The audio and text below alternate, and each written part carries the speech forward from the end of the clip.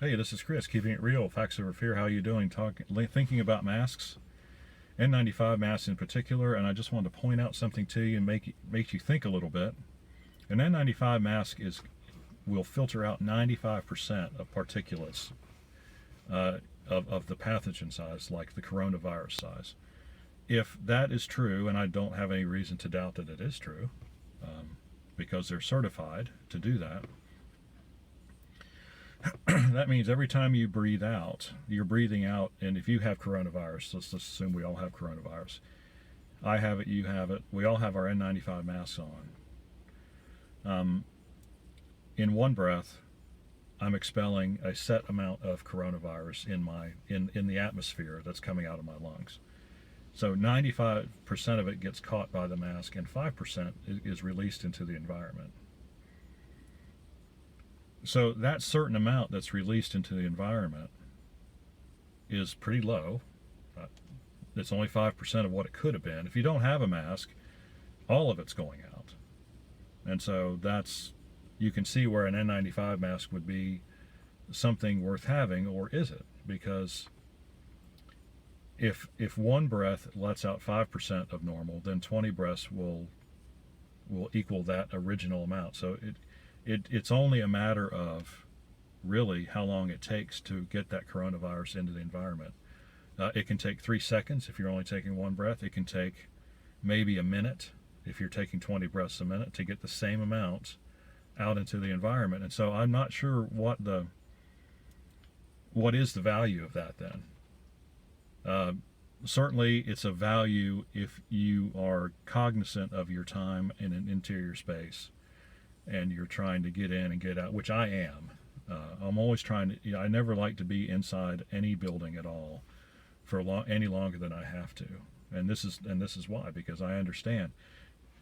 You go into you go into not really a grocery store, because grocery stores are big and they've got a lot of atmosphere in them. It would take a lot of people in there for a long time to get the coronavirus levels up.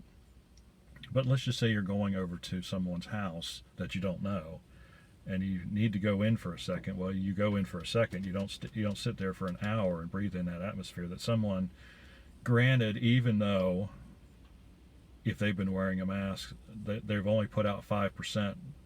Still, in a 24-hour period, that's still in absolute terms, that's a significant amount of coronavirus that's been put out in that environment. And of course, we know most houses they have air conditioning, but they don't really circulate fresh air back into the building that well.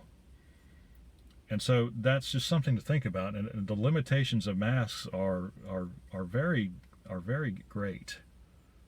And in the end, in an interior environment, I just don't think they do any good. And I think that's why when you see people starting to congregate in large numbers for lengthy amounts of time, the number of cases skyrockets. And of course, this is what's going to happen in schools because the kids are there all day long. That's what happened at UNC and all the other universities when they went back to their dorms. It didn't matter whether they were wearing their masks or not. The level of coronavirus is still really, really high in absolute terms. And so once you get that threshold, people start getting sick. And so I wish I knew what the threshold was, and I wish somebody else did too, but that's just the way it goes. All right, so I just wanted to point that out to you, give you time to, give you something to chew on mentally, because this is just another reason why I think a mask mandate is just dumb. And especially wearing them outside is really dumb, but that has nothing to do with this discussion. But it's all about diffusion, right? Diffusion of the particles in an enclosed space is what causes the spread of this, and a mask does, obviously, I've just demonstrated, does not stop the virus. It only slows down its accumulation in an environment. And sooner or later, you're going to hit that accumulative total, and then you're going to get sick. All right, got any questions or comments? Leave them in the section below. Like and subscribe. We appreciate when you do, and we'll see you on the next fact-filled video.